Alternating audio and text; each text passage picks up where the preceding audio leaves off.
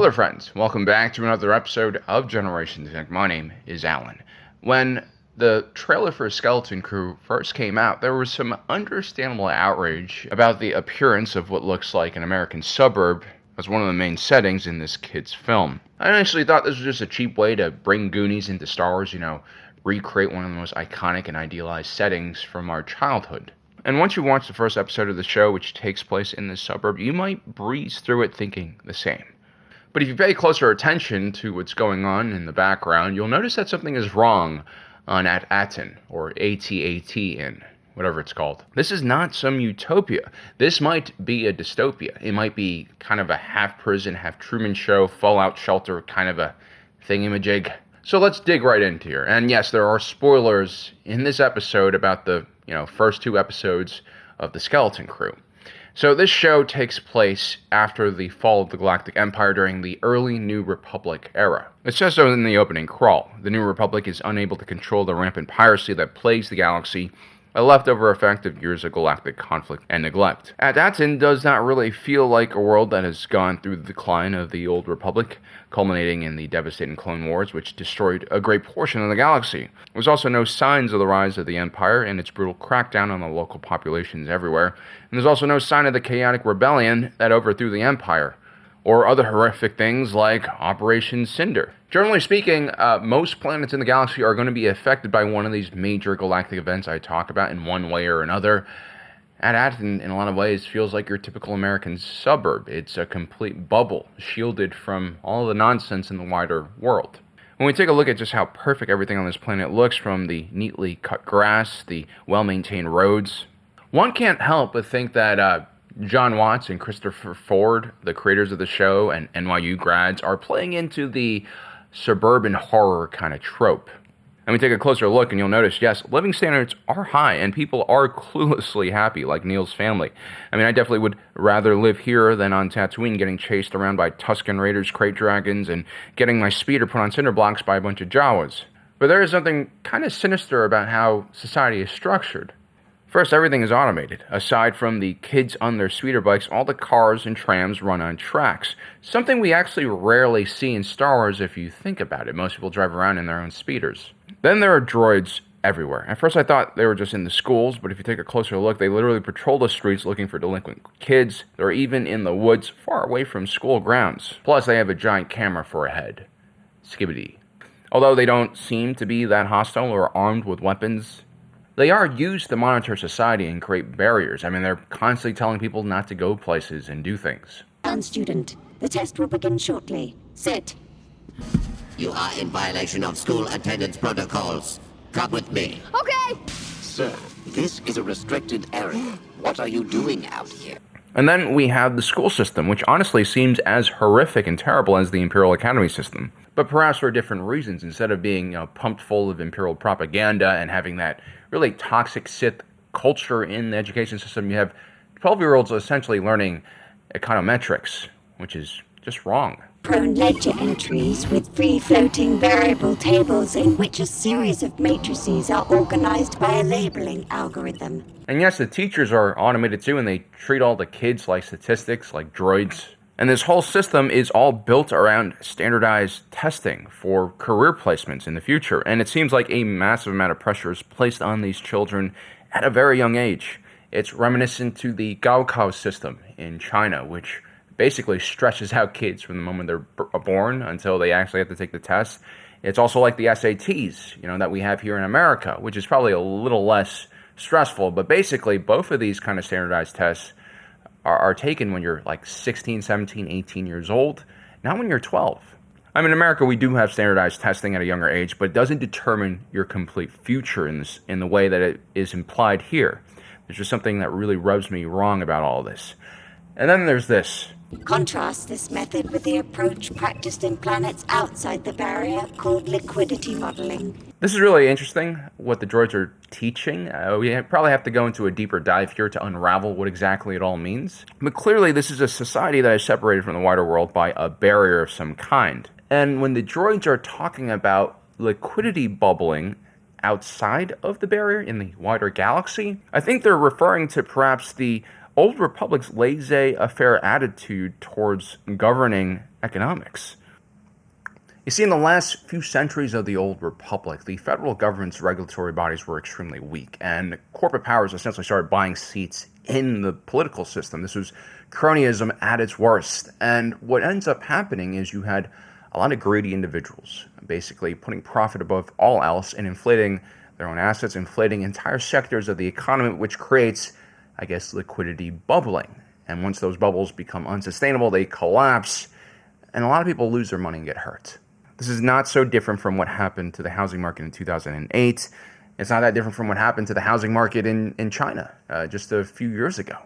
My belief is that the droids here, whoever controls At Attin, believes in a regulation-heavy society where excesses of human greed, ambition are all limited by bureaucracy, rules, and regulation.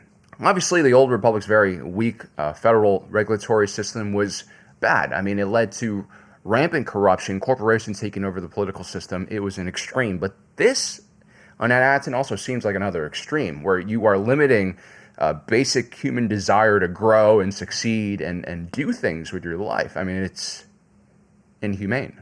This seems like a very post-capitalistic society where nonstop growth is not the driver of prosperity or success. Instead, you have a very stagnant but stable society that is fairly utopian. People's basic needs are met. Well, actually, the living standards here do seem pretty high. It's basically Japan, but their economy is in an economic freefall because labor is extremely cheap on At Attin and made possible, of course, by a huge droid labor force. Everything is essentially automated. I add dystopian to my assessment of the situation because I am a freedom-loving American who occasionally does want to jump motorcycles and shoot World War II-era weaponry. I do have a bias against heavy regulatory systems. Even though I did a video recently about why bureaucracy is necessary, I think balance is important. That's my general belief system. But yeah, by stopping innovation and the human desire to expand and grow, they have this stability, but they also have all these kids essentially preparing for bullshit future jobs and careers. I want to be a senior statistical accountant. There's a button, buddy. There's a button. No fair, I want to be an analyst. My first job out of college was actually a business consulting firm on Wall Street. And all the analysts were essentially liberal arts degree graduates who sat around watching YouTube all day, making nonsense kind of PowerPoints that are supposed to help companies perform more efficiently. It was kind of a nonsensical industry. These are worthless jobs that kept people busy, essentially by not doing anything valuable. You can make a good, stable living doing this, of course, but you're not really contributing to the growth of the economy. Not like if you were an entrepreneur or a business owner. And it's not just those jobs are limited in the society, it seems. Just basic jobs seem to be limited. Well, my dad's a systems coordinator, but I think I want to really help people, like if there's danger or something. That's not a career. That's what safety droids are for. I mean, droids do everything, and that is kind of weird to me. Now, again, I also understand that having dreams, desiring a future career in an industry where you're happy, are all kind of like first world desires, right? This is a luxury enjoyed by upper middle class Americans and people in developed countries. In a lot of places, living in a nice clean suburb, having your own room, having 3 square meals a day are the dream. Like in America, I know we tend to hate on the suburbs quite a lot. I definitely do. I spent some time in one when I was a kid. I really hated the experience, but there are like millions, if not billions of people in the world that would love for that kind of life. And that's why there are long lines for visa applications for the United States. So yeah, these kids in the suburbs here, they do seem kind of silly. Forget about being, what is it Neil says? I can't believe you said you wanted to be a Jedi when you grow up. What? No, I didn't. You basically did. I didn't. Well, basically you did. So I'm kind of torn here because they do craft this world very carefully. It doesn't seem evil. There's just a hint and scent of evil. That might be because of my own political and cultural biases. I don't know. Okay, so that moves us on to the next point. These kids know about the Jedi. They know that there's a wider galaxy and that there's a barrier that separates them from the wider galaxy, which means this could be the post-Republic era. This could be the New Republic era. They might know what's going on in the wider galaxy, or they possibly could be stuck in a time bubble of sorts. I mean, if you take a look at it, a lot of the stagnation and utopia-like aspects of At Attin remind me of what worlds were probably like during the post-Rusan Reformation period, during the High Republic, when you had no war and no major crisis for hundreds of years. Also remember, anti-droid sentiment was at an all-time high post-Clone Wars because of all the war crimes committed by the Separatist droid army. To find a society completely run on droids seems highly unlikely during even the post-Imperial period. I mean, the only way you have a world that's completely operated by droids is if that planet avoided the Clone Wars completely, or just didn't know it happened. I mean, realistically, this is what a end-state civilization might look like. It's very Star Trek-y. Ugh. Although, again, I personally believe that any form of utopia like this is probably going to be bad for humanity. I mean, we're a species that needs chaos and constant challenges and balance to actually function and thrive. But the fact that these kids actually know about the Jedi, who are kind of extinct, right? Not a lot of people during the Empire knew about the Jedi, and even during the New Republic era, they had to spread the news about the Jedi, I guess, to really understand who they were. So the fact that these kids are playing with action figures with the Jedi and, pretending to have lightsaber fights, this really kind of feels like the Old Republic era. And we know that, during, the war against the Nile Marauders, they did create, pockets of the galaxy that were cut off by hyperspace anomalies. That's just a theory about what this barrier might be. Plus, we never hear any mentions of New Republic liaisons or the New Republic, right? We just assume that the New Republic exists because of that opening crawl, but they don't mention it at all. We don't even see the royal blue uniforms that they wear anywhere. It's just robots with cameras for heads. We also know that the droids are maintaining a strict blockade on the planet. There are no ships that are allowed to land or leave.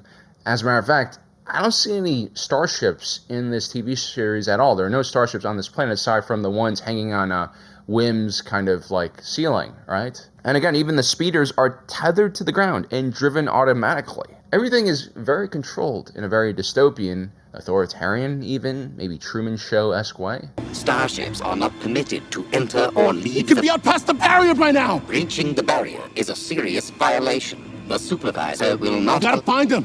It's not safe out there! But judging by Whim's dad's dialogue here, he is aware of the situation and he seems to understand that the wider galaxy is dangerous. And I don't think they force him or brainwash him to think this. I think this is something that he's come to realize himself through observation.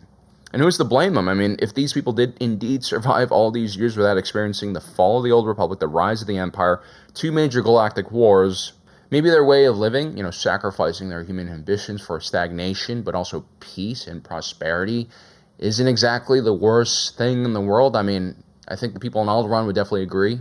And then there's a scene when the kids get to Port Borgo, where all the pirates seem to know about At Attin, but they also think of it as some mysterious treasure planet, almost like something out of the fairy tales.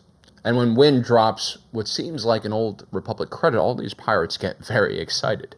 And I think this is due to a few factors that we know about Old Republic credits. One is that the Old Republic at one point in time used to have their money placed on the Erodium standard. Like our own world, which at one time, most currencies were kind of tied to actual precious metals, like gold. At one point, the US dollar, when you had one, you would know that in Fort Knox or some other safe somewhere in the country, there was a gold bar that backed the value of that money.